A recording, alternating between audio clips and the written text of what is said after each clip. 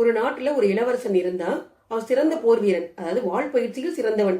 அவனுடைய வாள் பயிற்சிக்கு ஈடு இணை எதுவுமே சொல்ல முடியாது. ஒரு நாள் அரண்மனையில வாள் பயிற்சி செஞ்சிட்டு இருக்கிறான். அந்த சமயத்துல ஒரு எலி ஒண்ணு குறுக்க ஓடுது. பார்த்துட்டு தன்னுடைய வாளை எடுத்துட்டு ஓங்கி அடிக்கிறான். அது வேகமா ஓடிடுச்சு.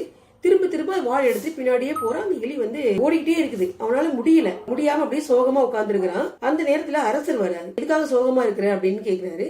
உடனே அவன் நடந்தது சொல்றான். சரி, இதுக்கா நீ கவலைப்படுற? நம்ம அரண்மனையில பூனை இருக்கு இல்லையா, அதை கூட்டிட்டு வந்தா அது பிடிச்சிட போகுது, இதுக்கே கவலைப்பட்டு இருக்க அப்படின்னு சொல்லிட்டு அரண்மனையில இருந்து பூனையை கொண்டு வருவாங்க. அந்த பூனையும் விரட்டி பார்க்கும். அதாலையும் எலியை பிடிக்கவே முடியாது. சரின்னு அரசரும் சோகமா உட்கார்ந்துருப்பாரு. அந்த சமயத்துல மந்திரி வராரு. எதுக்காக அரசரும் இளவரசரும் இப்படி சோகமா உட்கார்ந்துருக்கீங்க அப்படின்னு கேக்குறாரு. கேட்ட உடனே அவங்க நடந்ததை சொல்றாங்க. இந்த எலியை பிடிக்கவே முடியல, அரண்மனையில இருந்து பூனையை கொண்டு வந்தோம், அதனால கூட பிடிக்க முடியல அப்படின்னு சொல்றாங்க. இதுக்கே வருத்தப்படுறீங்க?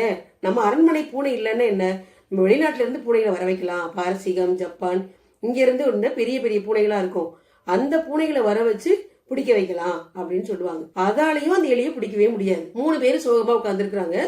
அந்த நேரத்துல அந்த அரண்மனை காவல்காரன் வரான். அரசர், இளவரசர், மந்திரி எல்லாருமே ஏன் சோகமா உட்கார்ந்துருக்கீங்க, என்ன காரணம் அப்படின்னு கேட்ட உடனே அவன் நடந்ததை சொல்றாங்க. இதுக்கே வருத்தப்படுறீங்க, என் பூனையை கொண்டு வந்தாலே போதும் அப்படிங்கிறான். உடனே இளவரசன் சொல்றான், அப்படியா, சரி உன் வீட்டுல இருந்து உன் பூனையை கொண்டு வா பாப்போம் அப்படிங்கிறாங்க.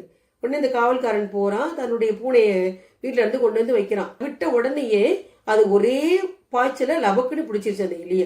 ஒரே ஆச்சரியமா இருக்கு. நாங்க ஜப்பான், பாரசீகம் இங்க இருந்தெல்லாம் பூனையை கொண்டு வந்தோம், அதால பிடிக்க முடியல, அரண்மனையில உள்ள பூனைகளாலையும் இந்த எலியை பிடிக்க முடியல, உன் பூனை மட்டும் எப்படி பிடிச்சது, நீ அதுக்கு என்ன பயிற்சி கொடுத்துருக்க, என்ன திறமையெல்லாம் இருக்கும் பூனைக்கு அப்படிலாம் அடுக்கடுக்கா கேள்விகள் கேட்டே இருக்காங்க. அந்த காவல்காரன் சொல்றான், ஒண்ணுமே கிடையாது, பயிற்சி கொடுக்கல, எந்த திறமையும் என்னுடைய பூனை கிடையாது, அதுக்கு நல்ல பசி, அந்த பசியில தான் வேகமா பிடிச்சிருச்சு அப்படின்னு சொல்றான். நம்ம எந்த ஒரு செயலையுமே வெற்றிகரமா முடிக்கணும் அப்படின்னா அதை பற்றி ஒரு பசி இருக்கணும். இருந்தா தான் நம்ம அந்த வேலையை சிறப்பாகவும் கச்சிதமாகவும் செஞ்சு முடிக்க முடியும்.